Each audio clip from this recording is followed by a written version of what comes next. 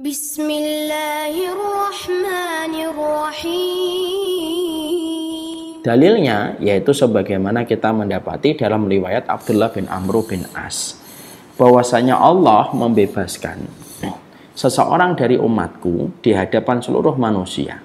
Ada satu manusia yang dibebaskan dari api neraka. Dibentangkanlah itu catatan dosanya, catatan dosa miliknya.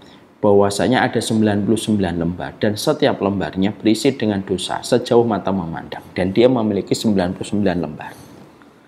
Ya, jadi ada manusia nih, timbangannya nih, kamu memiliki 99 lembaran dan satu lembarannya berisi dengan dosa dan kemaksiatan sepanjang mata. Ya. Maka ketika Allah sudah memperlihatkan 99 lembaran yang telah dituliskan oleh malaikat Raqib dan Atid atas semua dosa yang telah dilakukan, Allah berfirman kepada orang itu, ada enggak yang kamu ingkari dari setiap tulisan malaikat ini terhadap apa yang kamu perbuat dalam kehidupan? Maka orang itu menjawab, tidak wahai Allah. Apakah engkau memiliki udzur, alasan? Tidak ya Allah. Lalu Allah berfirman, sesungguhnya engkau memiliki satu kebaikan di sisiku, dan sesungguhnya hari ini kamu tidak dianiaya. Gimana ya, kita bayangkan 99 lembar dan setiap lembarnya dosa sepanjang mata memandang. Saking begitu candunya dia kepada perbuatan dosa. Setelah Allah menanyakan, apakah kamu mengingkari? Dia menjawab tidak. Apakah kamu punya udzur dan alasan kenapa dosa itu kamu lakukan? Dia menjawab tidak dengan jujur. Lalu Allah mengeluarkan dari sisinya satu. Lalu Allah mengatakan, dari satu kebaikan ini engkau tidak akan didolimi dan tidak akan disakiti. Maka dikeluarkanlah sebuah bitokoh kartu yang terdalamnya, yang ada di dalamnya sebuah kalimat, asyhadu alla ilaha illallah wa asyhadu anna muhammadar rasulullah. Lalu Allah berfirman, hadirkanlah timbanganmu. Maka orang itu berkata, ya Allah, apalah artinya kartu ini dibandingkan dosa dan gulungan dosaku dan maksiatku? Maka Allah mengatakan dan mengulang perkataannya, kamu tidak akan pernah didolimi dan tidak pernah disakiti. Maka diletakkanlah gulungan-gulungan itu pada satu daun timbangan, dan kartu bitokoh la ilaha illallah, artinya dia adalah tetap seorang muslim, diletakkan pada timbangan yang lainnya. Maka ketika diletakkan bitokoh la ilaha illallah, maka sisi timbangan itu yang ada bitokoh la ilaha illallah lebih berat daripada 99 lembaran dosa dan kemaksiatan yang dia telah lakukan sepanjang hidupnya. Maka itulah yang dipilih oleh sebagian ulama, bahwasanya yang ditimbang bukan manusianya, yang ditimbang bukan pula amalnya, tapi yang ditimbang adalah lembaran-lembaran yang pernah digoreskan malaikat Raqib dan Atid. Maka sesungguhnya ketika kita mendapati ada tiga pendapat ini, yang menarik adalah ketika kita membaca tulisannya dari Syekh Utsaimin. Syekh Utsaimin menyimpulkan bahwasanya tiga pendapat itu tidak saling bertentangan.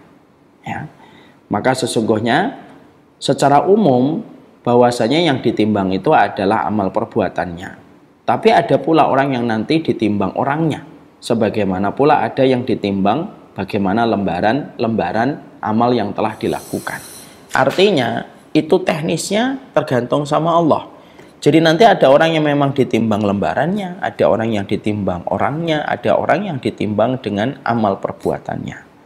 Dan itu hanya Allah yang memiliki kehendak atas apa yang Allah pilih. Bagi kita menghadapi perbedaan para ulama tentang apa yang ditimbang pada waktu mizan ditegakkan oleh Allah, bagi kita tidak usah merepotkan apa yang menjadi pilihan kita, karena tiga-tiganya pendapatnya benar. Dan bisa jadi kita mengambil pendapatnya Syekh Utsaimin, bahwasanya memang ada yang ditimbang orangnya, ada yang ditimbang amal perbuatannya, ada yang ditimbang lembarannya. Maka yang terpenting bagi kita adalah mempersiapkan semoga setiap amal perbuatan yang kita lakukan layak naik untuk ditimbang. Itu yang paling penting. Yang paling penting itu layak untuk ditimbang. Ya. Dan itulah yang menjadikan kita faham pelajaran tentang mizan yang kita gelar pada pelajaran kita hari ini, sekaligus pula memberi kepada kita sebuah pelajaran dan sebuah hikmah besar. Apa itu?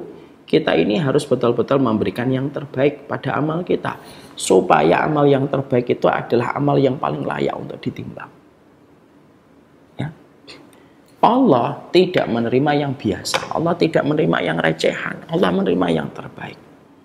Maka pastikan bahwasanya amal kita itu menjadi amal yang layak diterima sama Allah. Karena kalau amal itu sudah diterima sama Allah, tidak ada perusaknya amal itu, walaupun amal itu hanya seberat biji darah, tetap diterima sama Allah.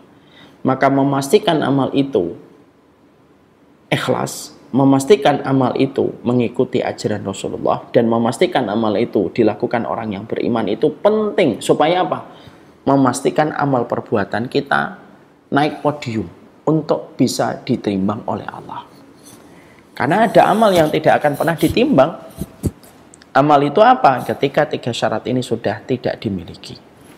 Tidak dilakukan oleh orang yang ikhlas, ya, tidak mutabaah dan tidak mengikuti aturan Rasulullah, ataupun kebaikan itu dilakukan sama mereka yang tidak beriman kepada Allah dan Rasul. Kalau ada di antara amal yang sudah tidak memiliki 3 syarat ini, dia tidak akan pernah menjadi hari timbangan. Karena apa? Yang ditimbang adalah dosa-dosanya.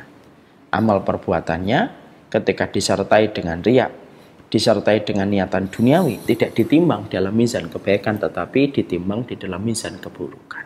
Na'udzubillah min dzalik. Makanya memastikan gimana sih dakwah saya ini nanti ditimbang oleh Allah. Memastikan kita kumpul nih hari ini, pada waktu hari Ahad ini ditimbang.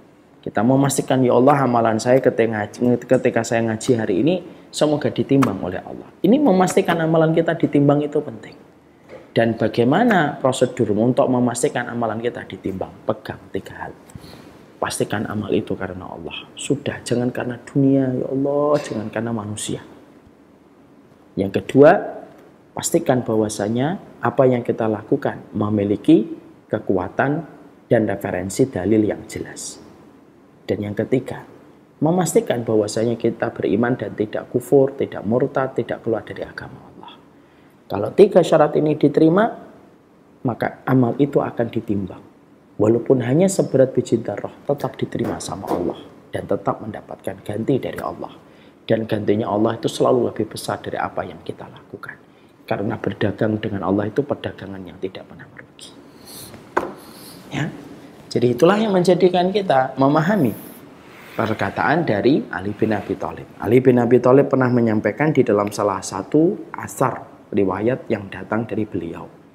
Kunu liqabulil amali asyaddu ihtimaman minal amal.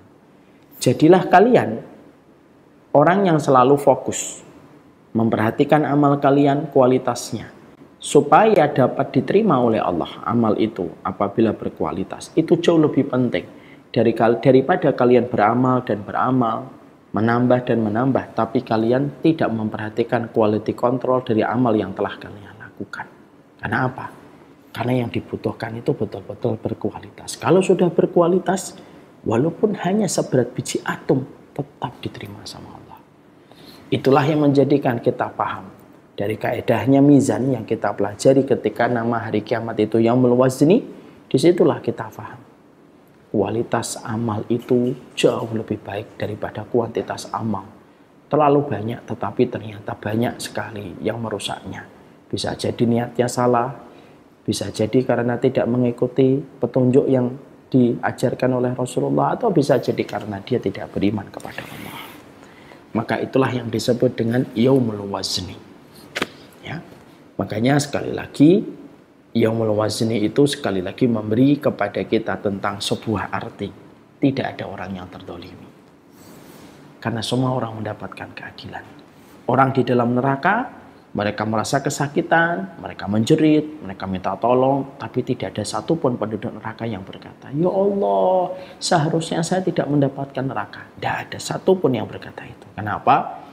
Yaumul wazni ditegakkan pada waktu hari kiamat. Sekaligus untuk membungkam mata yang mengingkari tentang pengadilan Allah, bahwasanya pengadilan Allah betul-betul adil dan tidak ada satupun yang luput dari pengadilan Allah, dan tidak ada satupun yang mendolimi kehidupan manusia kalau dikumpulkan di hari kiamat. يا ربي شكرا هديت قلبي شكرا